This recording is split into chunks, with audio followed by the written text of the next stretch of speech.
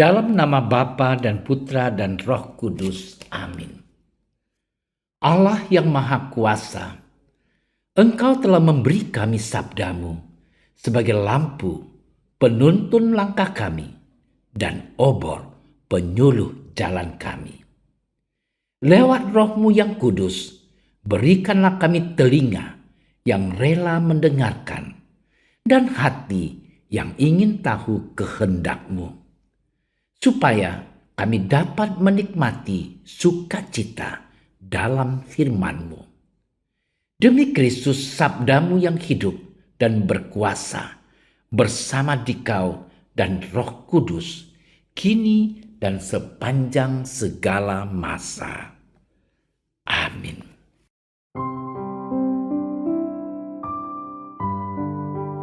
Pada suatu ketika, datanglah kepada Yesus beberapa orang Saduki yang tidak mengakui adanya kebangkitan.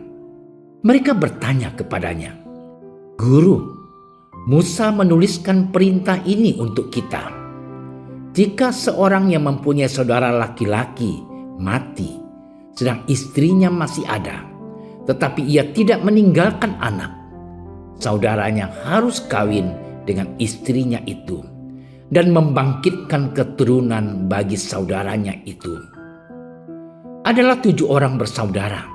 Yang pertama kawin dengan seorang perempuan, lalu mati dengan tidak meninggalkan anak. Lalu perempuan itu dikawini oleh yang kedua dan oleh yang ketiga. Dan demikianlah berturut-turut oleh ke-7 saudara itu. Mereka semuanya mati dengan tidak meninggalkan anak. Akhirnya perempuan itu pun mati. Bagaimana sekarang dengan perempuan itu? Siapakah di antara orang-orang itu yang menjadi suaminya pada hari kebangkitan? Sebab ketujuhnya telah beristrikan dia." Jawab Yesus kepada mereka, "Orang-orang dunia ini kawin dan dikawinkan. Tetapi mereka yang dianggap layak untuk mendapat bagian dalam dunia yang lain itu dan dalam kebangkitan dari antara orang mati tidak kawin dan tidak dikawinkan. Sebab mereka tidak dapat mati lagi. Mereka sama seperti malaikat-malaikat. Dan mereka adalah anak-anak Allah, karena mereka telah dibangkitkan. Tentang bangkitnya orang-orang mati, Musa telah memberitahukannya dalam nas tentang semak duri, di mana Tuhan disebut Allah Abraham, Allah Ishak, dan Allah Yakub. Ia bukan Allah orang mati, melainkan Allah orang hidup. Sebab di hadapan Dia semua orang hidup." Mendengar itu beberapa ahli Taurat berkata, "Guru, jawabmu itu tepat sekali." Sebab mereka tidak berani lagi menanyakan apa-apa kepada Yesus. Demikianlah sabda Tuhan. Saudara-saudariku yang terkasih, dalam ajaran Gereja Katolik, kita mengimani bahwa adanya kehidupan kekal setelah kematian badan. Kematian kita percayai bukanlah sebagai akhir dari kehidupan, melainkan awal menuju kehidupan kekal bersama Bapa. Akan tetapi bagi orang-orang yang tidak percaya adanya kebangkitan, menganggap bahwa kematian badan merupakan akhir dari segalanya. Hal itu jugalah yang menjadi kepercayaan bagi orang-orang Saduki yang tidak mempercayai adanya kebangkitan. Sehingga mereka bertanya kepada Yesus mengenai kebangkitan. Pertanyaan yang diajukan oleh mereka pada dasarnya bersifat menjebak, agar mereka dapat mempersalahkan Yesus. Namun Yesus mengetahui kebusukan mereka, dan Yesus dapat menjawab dengan baik. Saudara-saudariku yang dicintai Tuhan, pada dasarnya orang-orang Saduki tidak memahami apa yang dimaksudkan dengan kebangkitan.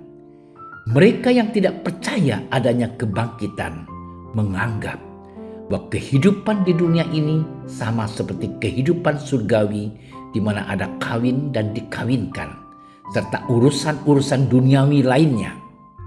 Pemikiran yang salah dari orang-orang Saduki kemudian diluruskan oleh Yesus yang mengatakan bahwa mereka yang dianggap layak untuk mendapat bagian dalam dunia yang lain itu dan dalam kebangkitan dari antara orang mati tidak kawin dan tidak dikawinkan. Sebab mereka tidak dapat mati lagi. Mereka sama seperti malaikat-malaikat dan mereka adalah anak-anak Allah karena mereka telah dibangkitkan. Penjelasan yang diberikan oleh Yesus membuat mereka terdiam dan tidak berani lagi menanyakan apa-apa kepadanya. Saudara-saudariku yang dikasihi Tuhan, makna dari kebangkitan adalah kehidupan baru sebagai anak-anak Allah. Kita yang sudah dibangkitkan oleh Allah tidak lagi terikat akan hal-hal yang bersifat duniawi seperti mencari nafkah, kawin, bekerja, dan lain sebagainya. Kita sudah terlepas akan hal-hal yang seperti itu, sebab badan kitalah yang memerlukan hal yang demikian. Dalam kebangkitan, semua telah sempurna. Kita hidup bahagia di hadapan Allah, seperti malaikat-malaikat yang siang malam memuji dan melayani Allah. Kita dapat bercermin dari kehidupan para kudus yang telah memperoleh kebangkitan dan telah bersama Bapa di surga. Mereka memandang bahwa kehidupan di dunia ini hanyalah sementara, tidak kekal. Kehidupan di dunia tidak sebanding nikmatnya dengan kehidupan bersama Bapa di surga. Maka mereka dengan kesadaran penuh mengorbankan segalanya yang ada di dunia ini dengan hidup suci demi kerajaan Allah. Saudara-saudariku yang dikasihi Tuhan, kehidupan di dunia ini hanyalah sementara. Tidak ada suatu pun di dunia ini yang bersifat abadi atau kekal. Bahkan harta benda yang kita miliki pun semuanya akan musnah pada waktunya. Oleh sebab itu, saudara-saudariku yang terkasih, dalam sabda Tuhan hari ini kita semua diajak untuk berani meninggalkan hal-hal di dunia ini untuk lebih dekat dan bersatu dengan Allah. Kita memiliki tugas untuk berjuang melawan segala kenikmatan-kenikmatan duniawi yang sering menjauhkan diri kita dari Allah. Apabila kita telah mengarahkan hidup kita kepada Allah, kita hanya berharap bahwa dengan bantuan kerahiman Allah, kita boleh masuk ke dalam kehidupan kekal bersamanya. Hidup kita sebagai orang beriman kepada Allah sepenuhnya hanya untuk Allah. Sebab Allah lah telah menjamin keselamatan kita di dunia ini dan di surga nanti. Selamat bermenung. Tuhan memberkati. Ya Tuhan dan Allah kami sadar bahwa kami sering melupakan-Mu demi kenikmatan duniawi. Ajarilah kami untuk ingat akan perintah-Mu, untuk selalu sadar memperjuangkan hidup kami di dunia ini lebih setia kepada-Mu, sehingga kami boleh mengalami hidup kekal bersama-Mu di surga. Amin. Kami berdiri di hadapan-Mu, ya Roh Kudus. Pada saat kami berkumpul di dalam nama-Mu, bersama-Mu sendiri yang membimbing kami, membuat diri-Mu nyaman berdiam di hati kami. Ajarilah kami jalan yang harus kami tempuh dan bagaimana kami harus mengikuti jalan itu. kami lemah dan berdosa. Jangan biarkan kami mendukung kekacauan. Jangan biarkan kebodohan menuntun kami ke jalan yang salah. Jangan pula keberpihakan mempengaruhi tindakan-tindakan kami. Kiranya kami menemukan di dalam Engkau kesatuan kami, agar kami boleh berjalan bersama menuju kehidupan abadi dan tidak menyimpang dari jalan kebenaran dan apa yang benar.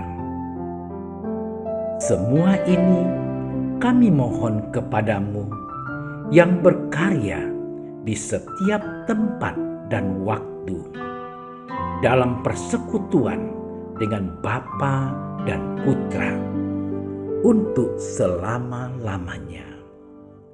Amin.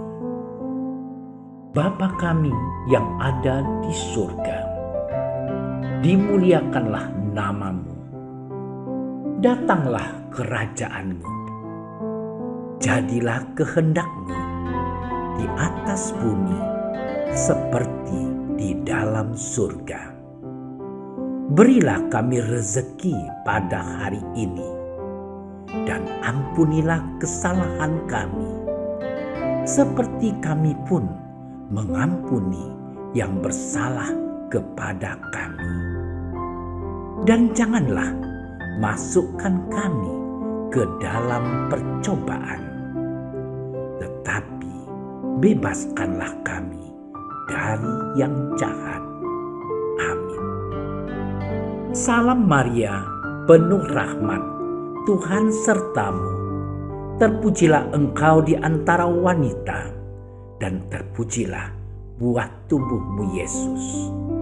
Santa Maria, Bunda Allah, doakanlah kami yang berdosa ini, sekarang dan waktu kami mati.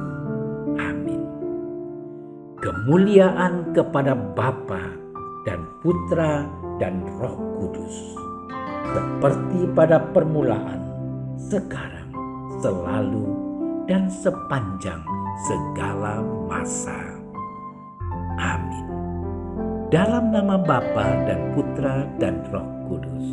Amin. Terima kasih sudah menyaksikan renungan hari ini. Jangan lupa like, subscribe, dan aktifkan tombol loncengnya agar Anda yang pertama mendapatkan notifikasi updatean renungan harian dari Komsos Keuskupan Padang, dan bagikan ke sosial media agar saudara-saudara kita dapat mendengarkan dan merenungkan firman Tuhan.